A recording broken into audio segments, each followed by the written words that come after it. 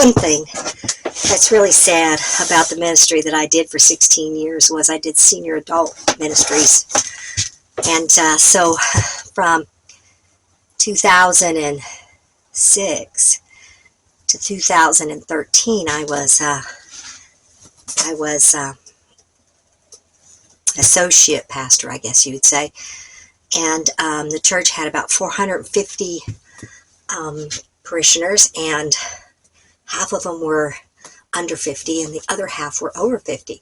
And so the senior pastor ministered primarily, but not exclusively, to those under 50.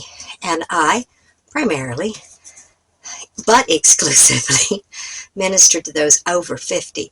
Primarily, we had lots and lots of people over the age of 75 in the congregation, clear up to 100. And so that was my ministry. And it was very rewarding. Then, after that, I helped do a church start, and I did senior ministries. And then God called me to go to the Bay Area, and I was the senior pastor of a church, and it was located in a community 55 and older. There was 5,000 people in the neighborhood. 5,000 didn't come to the church. I wish. It was in a liberal area, so you can imagine that the church really struggled to keep alive. But again, this is a senior community, so primarily everybody was over 70. And I'd say the average age was 80 in the church. And so one of the saddest things about the ministry is when I think about the ministry and sending greeting cards and stuff, they pass away. And so it's not like sending a graduation card to somebody who's graduating out of high school. And when these people graduate, they go to heaven. And there isn't a mailing address in heaven.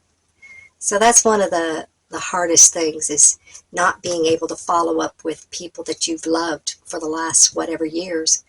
And I get notified when somebody from the church passes, and so I'm able to know.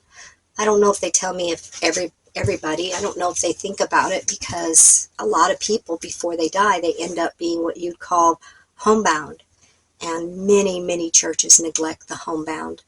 And yet they're still part of the congregation. They've been a part of the congregation for their whole life. And then they can't go, and the church forgets about them. And that breaks my heart. And I think that's why I did senior ministry forever, because I know how important these people are. They're precious. I called them gems. It standed for geriatric, well, I can't even remember the acronym anymore, but a gem is precious. And so gems were people who couldn't come to church, but were very much a part of the church. Maybe they couldn't even tithe anymore because somebody else was controlling their funds. It didn't really matter. They are God's children, and in the latter years is when they need the church the most. They need people to walk with them on their way to heaven. And so I don't know if you're watching and you belong to a church out there and you're neglecting your senior adults that are at home.